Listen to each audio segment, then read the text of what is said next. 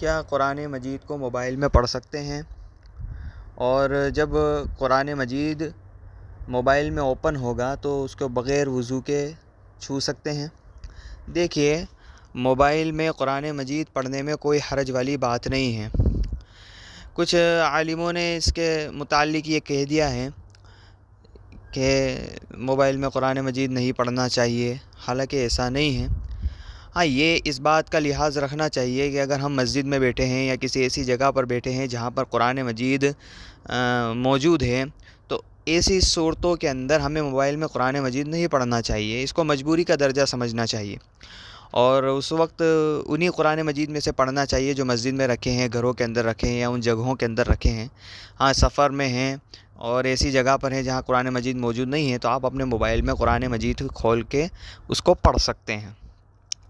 اب یہ بات ہے کہ اس کو جب قرآن مجید موبائل میں اوپن ہو جائے گا تو اس کے بعد اس کا کیا حکم ہے؟ دیکھیے، قرآن مجید جب اسکرین پر اوپن ہو جائے گا تو کچھ علماء نے یہ بات بھی کہی ہے کہ اس کو بغیر وضو کے بھی اسکرین پر ہاتھ لگا سکتے ہیں، اس لیے کہ یہ اس کا عکس ہے، یہ قرآن مجید کا عکس ہے، اوریجنل قرآن مجید نہیں ہے۔ اس لیے کچھ علماء نے یہ بات کہہ دی ہے، لیکن کچھ علماء کا کہنا یہ ہے کہ احتیاط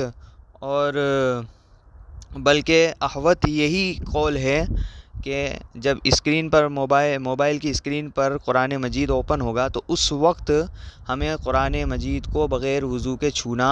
جائز نہیں ہے، بغیر وضو کے نہیں چھو سکتے ہیں۔ ہاں، یہ ہے کہ موبائل کے آس پاس کی جو بارڈر ہے، جب قرآن مجید اوپن ہوگا اسکرین پر تو اس کے آس پاس کے بارڈر پر ہم ہاتھ لگا سکتے ہیں، لیکن بیچ میں جو اسکرین پر قرآن مجید اوپن ہے اس کو ہم بغیر وضو کے نہیں چھو سکتے ہیں۔ کچھ لوگ یہ کہہ دیتے ہیں کہ بغیر وضو کے بھی قرآن مجید چھو سکتے ہیں۔ اب یہ جیسے کہ اہل حدیث کے یہاں پر یہ مسئلہ ہے، بلکہ ایک یوٹیوب پر ایک آپا چل رہی ہے جس کا نام ہے ڈاکٹر فرحت کر کے، تو وہ اہل حدیث کی قبیل سے ہیں، تو انہوں نے یہ کہہ دیا ہے کہ بھئی ناپاکی کی حالت میں بھی عورت قرآن مجید پڑھ سکتی ہے، یہ حالانکہ یہ سب غلط بات ہے۔ تو یہ اس طریقے سے کرنا چاہیے ہمیں۔ اور ایک بات یہ بھی ہے کہ قرآن مجید کو جتنا زیادہ ہو سکے